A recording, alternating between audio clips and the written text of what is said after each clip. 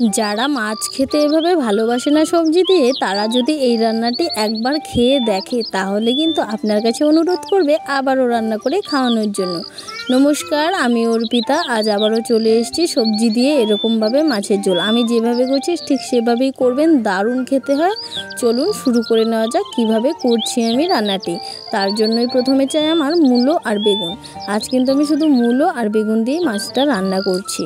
যারা থাইরয়েডের পেশেন্ট বলুন আর সুগারের পেশেন্ট বলুন, আলু খাওয়া কিন্তু একদম বারণ বললেই চলে। সকলে তো তাই বলে, তাই আমরাও ব্যতিক্রম না কিছু। একজন থাইরয়েডের তো একজন সুগারের পেশেন্ট, তাই এভাবেই আমি বেগুন আর মূলো দিয়ে রান্না করি, আলুটা দিই না, অ্যাভয়েড করি।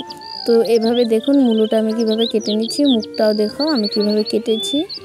আর এখন নতুন মূলো বলে এভাবে কিন্তু আমি খোসাটা ছাড়িয়ে এনেছি বটির সাহায্যে। আপনারা যে কোনো কিছুর সাথে ছাড়িয়ে নিতে পারেন। তারপর দেখুন বেগুনটা আমি কীভাবে কেটেছি, এভাবে কেটে দেখবেন। সবজি কাটার উপরও কিন্তু অনেক সময় নির্ভর করবে রান্নাটির টেস্টটা। তারপর কেটে নেওয়া হয়ে গেছে। এদিকে মাছ নিয়েছি আমি, একদম পুকুরে জ্যান্ত মাছ ছিল, এর জন্য তরকারিটা বেশি খেতে ভালো লেগেছিল। তারপর নুন হলুদ মাখিয়ে রেখেছি। আর এদিকে কড়াতে সরিষার তেল দিয়ে দিলাম কিছুটা, আর তেলটা একদম দারুণভাবে কিন্তু আমি গরম করে নিয়েছি। না হলে কি হয়, এই পুকুরের জ্যান্ত মাছগুলো কিন্তু আটকে যায় কড়াইয়ের সাথে। তাই খুব ভালো করে একদম গরম করে তারপর মাছগুলো দিয়ে দিলাম। এখন দেখো আমি একটু আঁচটা কমিয়ে দিচ্ছি, কেননা বেশি হয়ে গেছিলো। তারপর দেখো কত সহজেই উল্টে নিয়েছি। এইভাবে তেলটা ভালো করে হিট করে নিলে কিন্তু মাছগুলো উল্টোতে খুব সহজ হয়। তারপর এপিঠ ওপিঠ লালচে করে ভেজে নিয়েছি, তারপর নামিয়ে নিয়েছি। আমি কিন্তু রান্নাটি খুব কম তেল মশলায় করে দেখাবো, কিন্তু খেতে দুর্দান্ত হয়। সে তো আমার রান্না দেখেই বুঝতে পেরেছো রান্নাটি দেখতে কতটা লোভনীয় হয়েছে। তারপর কড়াইয়ে যতটা তেল ছিল মাছ ভাজার ওখানে দিয়ে দিলাম আর সামান্য তেল দিয়ে তেলটা গরম হওয়া পর্যন্ত একটু তারপর দিয়ে দিলাম পেঁয়াজ কুচি। পেঁয়াজটা নাড়িয়ে চাড়িয়ে একদম লালচে করে ভেজে নেব, যতক্ষণ না পেঁয়াজের থেকে একটা দারুণ সুন্দর স্মেল আসে। পেঁয়াজটা যতটা সুন্দর লালচে হবে এই স্মেলটাও কিন্তু দারুণ আসে। নাড়তে নাড়তে কিছুক্ষণ সময় ধরে দেখো একদম লালচে হয়ে গেছে। তারপর কিন্তু আমি সবজিটা দিয়ে দেবো। আমি ভালো করে ধুয়ে নিয়েছি কেটে। তারপর আরও কিছুক্ষণ সময় ধরে এটাকে কিন্তু মিশিয়ে নিতে হবে। এখানে কিন্তু আমি নুন আর হলুদটা দিয়ে দেবো। দেখতেই পেয়েছি আমি কতটা কম তেল মশলায় রান্নাটা করেছি।